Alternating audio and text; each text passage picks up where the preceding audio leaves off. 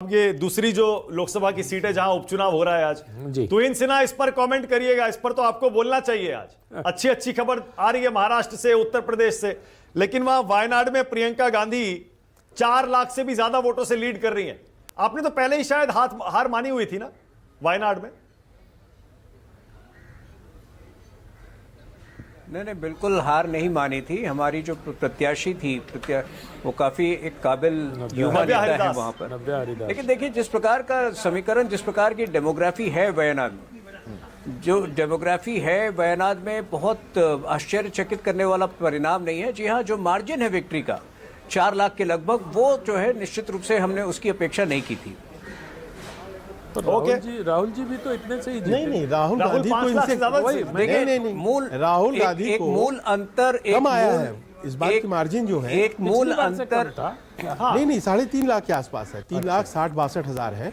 और इस बार पोलिंग कम हुआ, बावजूद इसके प्रियंका गांधी का जो जीत का मार्जिन है वो 4 लाख आप बता रहे हैं पार हो अभी गए। तो लीड ही कर रही है 4 लाख से। हाँ, तो उनका टारगेट 5 का है कि प्रियंका जी 5 लाख से अगर जीत सकें वायनाड से, तो इसी पर काम कर रहे थे। और वायनाड में अभी पिछले दिनों वो बहुत भयानक हादसे भी हुए थे, उसका भी कुछ असर होगा। हाँ, तो पर ये बहुत ही लैकलस्टर इलेक्शन कहा जा रहा था कि बहुत ज्यादा ऊर्जा नहीं है, बहुत लोग निकले नहीं वहां पर।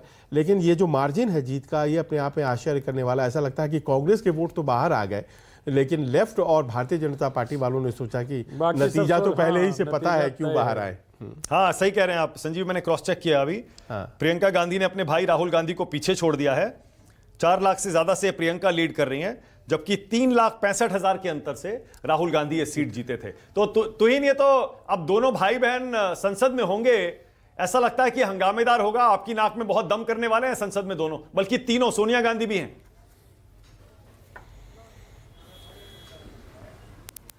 हंगामा करने की चेष्टा तो हमेशा करते हैं, लेकिन हंगामा वो कितना कर पाएंगे। देखिए, महाराष्ट्र में तो अभी जीते हैं और बहुत बड़े स्तर पर जीते। 2 जगह हमें नाकामयाबी भी हासिल हुई है।